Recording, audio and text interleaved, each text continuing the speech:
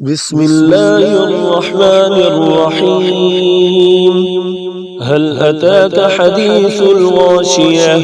وجوه يومئذ خاشعة عاملة ناصبة تصلى نارا حامية تسقى من عين آنية ليس لهم طعام إلا من ضريع لا يسمن ولا يغني من جوع.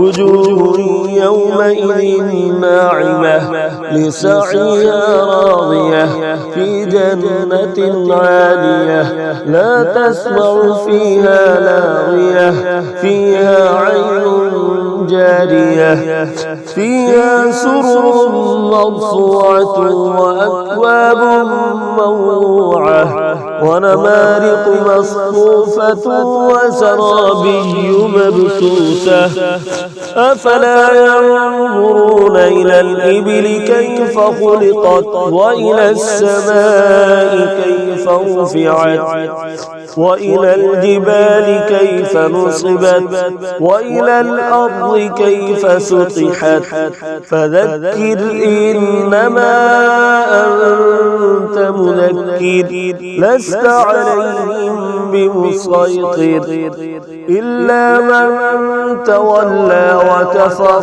فيعذبه الله العذاب الأكبر إن إلينا إيابهم ثم إن علينا حسابهم.